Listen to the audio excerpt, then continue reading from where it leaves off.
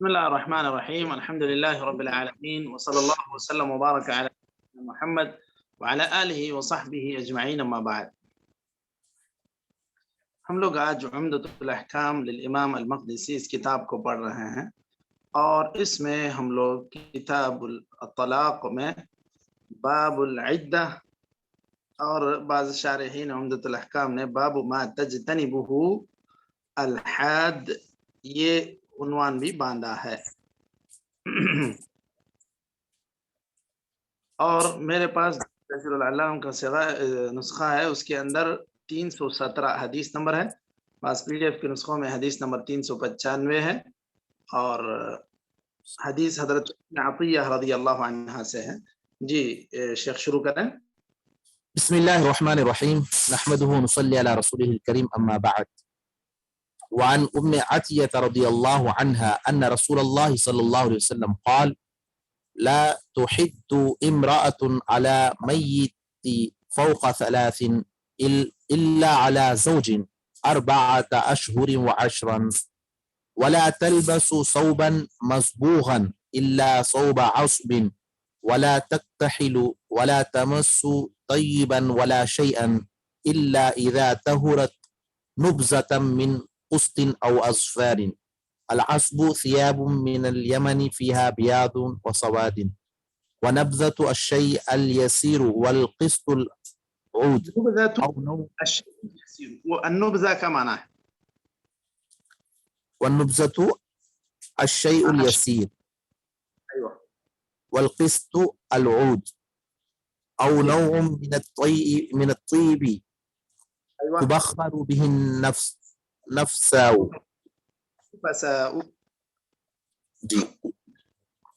والأظفار جنس من الطيب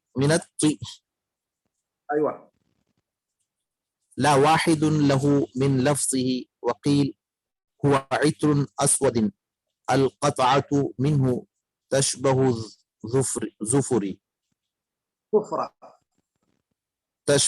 الزفرة. وعن أم سلمة رضي الله عنها قالت: جاءت امرأة إلى رسول الله صلى الله عليه وسلم فقالت: يا رسول الله، إن بنتي توفي عنها زوجها وقد اشتكت عينها، أفنكحلها؟ جی شیخ، أفنكحلها؟ جی فقال رسول الله صلى الله عليه وسلم: لا، 2 أو 3. كل ذلك يقول لا، ثم قال: إنما هي 4 أشهر و10، وقد كانت إحداكن في الجاهلية ترمي بالبعرة على رأس الحول. فقالت زينب: كانت امرأة إذا توفي عنها زوجها دخلت حفشا ولبست شر ثيابها ولم تمس ثيابها ولبست شر ثيابها ولم تمس طيبا ولا شيئا حتى تمر عليها سنة ثم تؤتى بدابة حمار أو طير أو شاة فتفتض به، فكلما تفتض بشيء إلا مات، ثم تخرج فتعطى بعرة فترمي بها، ثم تراجع بعد ما شاءت من طيب أو غيره. الحفش البيت الصغير الحقير، وتفتض تدلك به جسدها. هذا بالله التوفيق. استغفر رسول الله صلى الله عليه وسلم.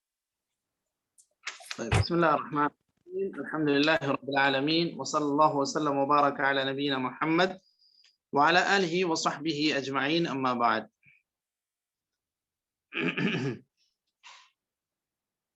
یہ ہم لوگ عمدۃ الاحکام للامام المقدسی اس کتاب میں کتاب الطلاق کے ضمن میں بعض حدیثیں جو امام مقدسی نے ذکر کی ہیں ان کو پڑھ رہے ہیں، اور شرح عمدۃ الاحکام شیخ البسام نے اس کے لیے ایک الگ سے باب بھی باندھا ہے، باب ما تجتنبہ الحاد۔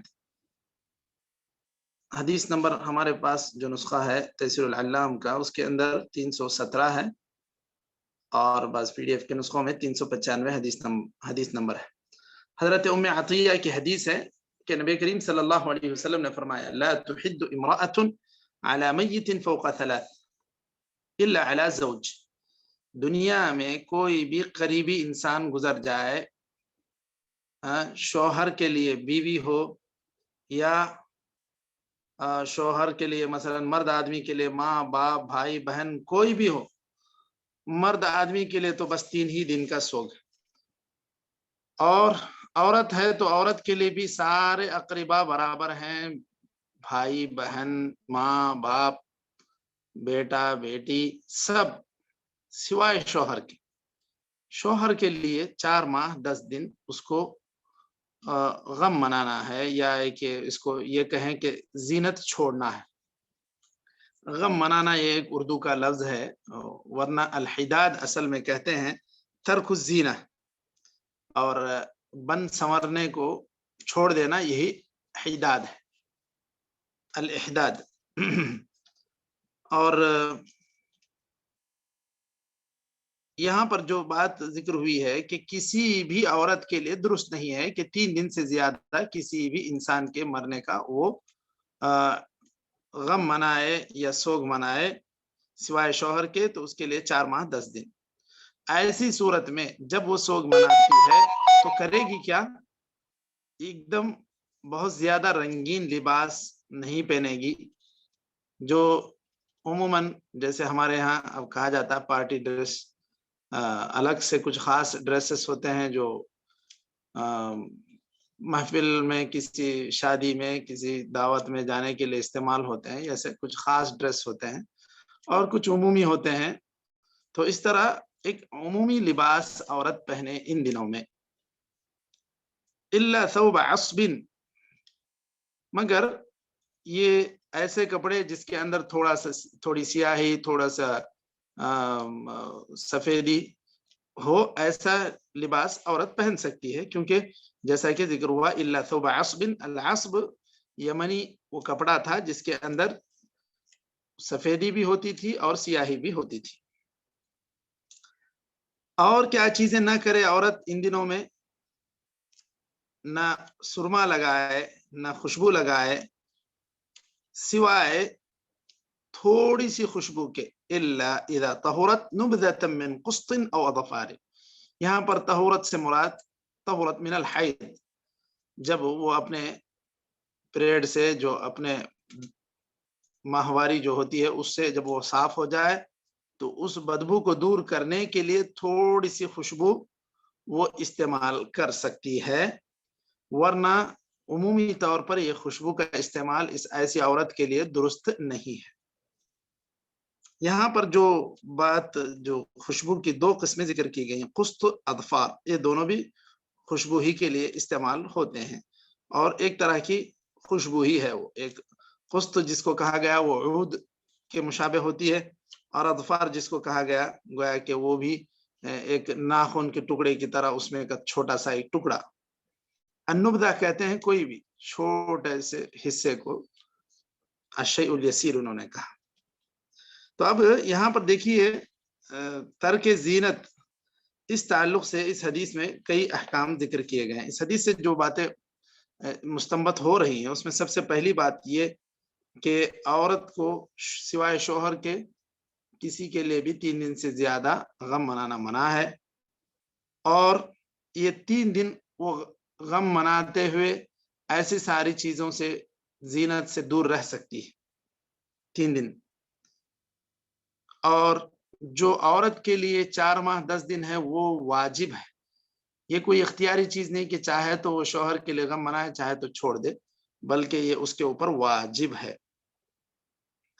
اور اگر وہ عورت حامل ہے تو پھر وضع حمل ہونے تک وہ یہ ساری چیزیں چھوڑ دے گی، اگر وہ حامل تھی اس کے شوہر کا انتقال ہوا 1 ماہ بعد بھی اگر اس نے وضع حمل کر دیا، اس کی ڈیلیوری ہو گئی، تو پھر وہ جیسے ہی وضع حمل ہو جاتا ہے اس کی عدت ختم ہو جائے گی، جیسا کہ ہم لوگوں نے یہ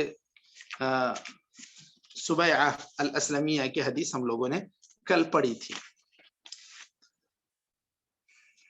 اور اس میں یہ بات بھی بتلائی گئی کہ احداد، یہ جو غم منانا یا سوگ منانا جو ہے، یہ اس کے لیے الگ سے کوئی مرثیہ پڑھنا بیٹھ کر یا کچھ الگ سے کچھ ذکر و اذکار پڑھنا یہ نہیں ہے۔ ترک الزینہ، زینت کی باتیں چھوڑ دینے کو یہ الاحداد کہا جاتا ہے یا غم منانا کہا جاتا ہے۔ اب وہ زینت کے جو چیزیں ہیں، کئی ایک چیزیں ہیں عورتوں کے درمیان معروف ہیں، خواہ وہ بیوٹی پارلر میں جن چیزوں کا استعمال ہوتا ہے زیب و زینت کے لیے ان کا استعمال کرنا، یا نیل پالش یا خوشبو، زیور، اچھے کپڑے، یہ ساری چیزیں چھوڑنا چاہیے۔ ایک عمومی لباس پہنے، لیکن اس کے لیے یہ کوئی منع نہیں ہے کہ وہ نہائے دھوئے، نہانا دھونا، صاف کپڑے پہننا، عورتوں سے ملنا، آنے والوں سے گفتگو کرنا، یہ ساری چیزیں اس کے لیے منع نہیں ہے۔ اور ساتھ ہی ساتھ ضرورت پر باہر جانے کے لیے بھی اجازت ہے، کہ جیسے انسانی ضرورت کے لیے اگر کہیں کسی کے گھر میں بیت الخلا نہ ہو، وہ عورت جانا چاہتی ہے باہر، تو اس کے لیے اس کی اجازت ہے۔ یوں بلا ضرورت کسی اپنی ڈیوٹی کو کرنے کے لیے، یا ساتھ ہی ساتھ جیسے دیگر ایسے ہی سیر تفریح کے لیے، خریداریوں کے لیے، ایسے سب جن کو دوسرا آدمی انجام دے سکتا ہے، ان کاموں کے لیے عورت باہر نہ نکلے جو عدت میں ہے۔ اور یہ جو بات خوشبو کی، جو تھوڑی سی خوشبو کی اجازت دی گئی، وہ بس صرف ایک خاص موقع کے مناسبت سے اجازت دی گئی ہے، جب وہ پاک ہوتی ہے اسی وقت، وہ بھی اسی جگہ وہ استعمال کرے جہاں پر وہ بدبو کا امکان ہوتا ہے۔ اس کے بعد ہم لوگ جو دوسری حدیث پڑھے ہیں وہ ہے حضرت ام سلمہ رضی اللہ عنہا کی۔ وہ بیان کرتی ہیں کہ ایک عورت، یہ حدیث نمبر 318، یہ بیان کرتی ہیں کہ نبی کریم صلی اللہ علیہ وسلم کی خدمت میں ایک عورت آئی اور اس نے کہا، اے اللہ کے رسول، میری بیٹی کا شوہر انتقال ہو گیا، اس کے آنکھوں میں کچھ پریشانی ہے، تو کیا ہم اس کو سرما لگائیں تاکہ اس کی وہ پریشانی دور ہو جائے؟ تو آپ صلی اللہ علیہ وسلم نے کہا نہیں۔ 2 مرتبہ 3 مرتبہ بھی اس نے پوچھا تو آپ صلی اللہ علیہ وسلم نے منع کیا سرما لگانے سے۔ پھر آپ نے کہا یہ صرف 4 ماہ 10 دن ہے اور ان میں صبر کرنے کی کوشش کرو۔ تو آپ صلی اللہ علیہ وسلم نے سرما لگانے سے منع کیا کیونکہ اس کے اندر ایک طرح کی زینت ہے۔ اگر کوئی عورت یہ پوچھتی کہ میں کسی چیز کو دوا کے طور پہ استعمال کرنا چاہتی ہوں آنکھ میں، تو یہ چیز منع نہ ہوتی، کیونکہ دوا جیسے ڈراپ ڈالنا ہے، اگر وہ ڈال لے تو اس سے کوئی فرق نہیں پڑے گا، اس میں کوئی کسی قسم کی زینت نہیں۔ وقد كانت احداكن في الجاهلية ترمي بالبعرة على رأس الحول، یہ صرف ایک جملہ آپ نے کہا اور اس کے ذریعے پورے جاہلیت کی عورتوں پر جو ظلم ہوا کرتا تھا اس کا آپ صلی اللہ علیہ وسلم نے گویا کہ اشارہ دے دیا۔ اشارہ کیا تھا؟ 1 سال گزرنے پر وہ ایک مینگنی، بعرہ کہتے ہیں مینگنی کو، جو بکری جو گراتی ہے وہ بعرہ اس کو کہتے ہیں، یا اونٹ کے بھی جو یہ ہوتے ہیں اس کو بھی۔ تو اس کا پورا تفصیلی بیان کیا ہے؟ حضرت زینب رضی اللہ عنہ بیان کرتی ہیں کہ جاہلیت میں ہوتا ایسا تھا کہ کسی عورت کا شوہر انتقال ہو جاتا تو وہ ایک چھوٹے سے گھر میں خود کو قید کر لیتی۔ مثلا جو اہم گھر ہے اس گھر سے متصل بازو ہی میں کوئی ایک چھوٹا سا گھر، کمرے کی طرح، گھر کیا کمرے کی طرح بنا دیتے، اور اس چھوٹے سے گھر میں وہ عورت جو بیوہ ہو گئی وہ داخل ہوتی اور انتہائی برے بیکار کپڑے، سب سے بیکار لباس وہ پہنتی۔ پھر یہ اس کا معمول یہ تھا کہ وہ نہ کوئی خوشبو لگاتی اور نہ وہ نہاتی دھوتی، حتی تمر علیہا سنہ، پورا سال وہ ایسے ہی گزار دیتی گندگی میں، نہانے کی ضرورت ہو تو بھی نہیں نہاتی. پھر 1 سال گزرنے کے بعد اس کے جو پہچان کے لوگ رہتے وہ کیا کرتے, اب اس کو کھانا پینا بس اتنا ہی اس کی انسانی ضرورت ہی دی جاتی تھی, اس کو نہانے دھونے یا کپڑے بدلنے یہ ساری چیزوں کی اس کو اجازت نہیں تھی. ثم تؤتى بدابة حمار او طير او شاة, کوئی ایک چوپایا یا ایک پرندہ لایا جاتا. کام کیا, کس کام کے لیے اس کو لایا جاتا؟ فتفتض به, یعنی تتمسح به, اس کو پوچھنے کے لیے. کیا پوچھتی اس کے ذریعے وہ, جیسے پرندہ ہی لے آئے تو وہ اس کے بدن میں جتنا میل جمع ہو جاتا, اس میل کچیل کو پوچھنے کے لیے وہ کوئی پرندہ وغیرہ ایک استعمال کرتی. جیسے مان لیں مرغی ہی پکڑ دیے, کوئی پرندہ پکڑ کے دے دیے اس کو, جب وہ گندگی اس سے پوچھتی تو وہ پرندہ ہی مر جاتا اس کی خطرناک بدبو کی وجہ سے, یا اس کی وہ گندگی کو برداشت نہ کرتے ہوئے. ثم تخرج فتعطى بعرة, پھر یہ جو چھوٹا سا تنگ گھر ہوتا اس سے وہ نکلتی اور اس کو ایک مینگنی ہاتھ میں دی جاتی. فترمی بها, اس کو پھینکتی وہ اپنے پیچھے کی طرف. ثم تراجع بعد ما شاءت من طيب او غيره, اس کے بعد پھر وہ لوٹ کر آتی ہے ساری چیزوں کی طرف, خوشبو وغیرہ کی طرف. اب یہ جو انداز تھا جاہلیت میں کہ شوہر کے لیے اس طرح کا غم منانا یا اس طرح اپنے آپ کو تکلیف میں رکھنا, ایک تنگ جگہ میں رہنا, نہانے دھونے سے بچنا, یہ ساری اتنی تکلیف دہ باتیں تھیں جو ایک تصور سے بھی انسان سوچ کر جو ہے گھبرا جاتا ہے کہ بغیر نہائے دھوئے کہ ایک عورت کس قدر اس تنگ گھر میں ایسے لوگوں سے دور گویا کہ قید خانے میں ڈال دی گئی, اس طرح اگر رہے گی تو وہ ذہنی طور پر اس کو کتنی کوفت ہوگی, اور نفسیاتی طور پر, اجتماعی طور پر کئی ایک چیزیں ہیں جو جاہلیت میں ان سب عادتوں کو نبھایا جاتا تھا. یہ سارا ظلم عورتوں پر ہوتا تھا. اب اللہ تعالیٰ نے اسلام کے ذریعے سے تم سے یہ ساری پابندیاں, یہ سارے عادات کو اللہ تعالیٰ نے ہٹا دیا, تو پھر تمہیں شکر گزاری میں کم سے کم اتنا تو صبر کر لینا چاہیے کہ 4 ماہ 10 دن اگر سرما نہ لگائیں گے تو کون سی بڑی بات ہو جائے گی. رہی بات جو ان کے آنکھوں میں شکایت تھی اس خاتون کے, تو آپ صلی اللہ علیہ وسلم نے اس کے لیے دیگر دواؤں سے منع نہیں کیا. تو اسی لیے اگر کوئی بیوہ عورت بیمار ہو جاتی ہے, اس کو ہسپتال جانے کی ضرورت پڑتی ہے, سردی کھانسی بخار, اس کے گولیاں دوائیں ہسپتال, یہ سب چیزیں ایک انسانی ضرورت کے تحت یہ سب چیزوں کی اجازت ہے, وہ سب دوا علاج کر سکتی ہیں. تو یہ آپ صلی اللہ علیہ وسلم نے جو سرمے سے منع کیا وہ زینت کے مشابہت اس کے اندر ہو جا رہی تھی, اس لیے آپ صلی اللہ علیہ وسلم نے منع کیا. یہاں پر اس حدیث سے جو مسائل معلوم ہوتے ہیں وہ دیکھیے, سب سے پہلے تو یہ کہ اللہ تعالیٰ نے اس دین کو کس قدر آسان بنایا امت کے لیے, اور اس سے جاہلیت کے جو بوجھ تھے, جو غیر ضروری جو باتیں تھیں, جو ظلم عورت پر ہو رہے تھے, ان تمام کو اسلام نے آ کر ہٹا دیا. اسی طرح اس حدیث سے یہ بات بھی معلوم ہوتی ہے کہ عورت کو زینت سے بچنا چاہیے جس کا شوہر وفات پا چکا ہے 4 ماہ 10 دن تک. ساری ہی قسم کی زینتیں, چاہے لباس میں, خوشبو میں, زیورات میں. اس کے بعد اس حدیث سے یہ بھی بات معلوم ہوتی ہے کہ اسلام جو ہے پاکی صفائی کو سکھلاتا ہے. یہاں بیوہ عورت کو نہانے دھونے سے, پاک صاف رہنے سے منع نہیں کیا گیا, بس زیب و زینت سے منع کیا گیا ہے. اور نہانا دھونا اور ساتھ میں اپنے جو بھی بھائی بہن ہیں, ماں باپ ہیں, ان کے ساتھ رہنا, اٹھنا بیٹھنا, باتیں کرنا, ساری عبادتیں کرنا, یہ ساری چیزیں اس کو منع نہیں کی گئی ہیں. یہ ساری باتیں اس کے لیے اجازت ہے اس کی. تو یہ کچھ باتیں تھیں اس کتاب الطلاق میں, خاص طور پر عدت کے احکام اور عدت کے ایام سے متعلق.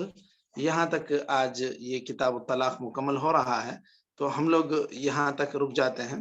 انشاءاللہ اس کے بعد کتاب اللعان اگلے حلقے میں ہم لوگ پڑھتے ہیں. نکتفی بهذا القدر وصلی اللہ وسلم وبارک علی نبینا محمد وعلی آلہ وصحبہ اجمعین. السلام علیکم ورحمۃ اللہ وبرکاتہ.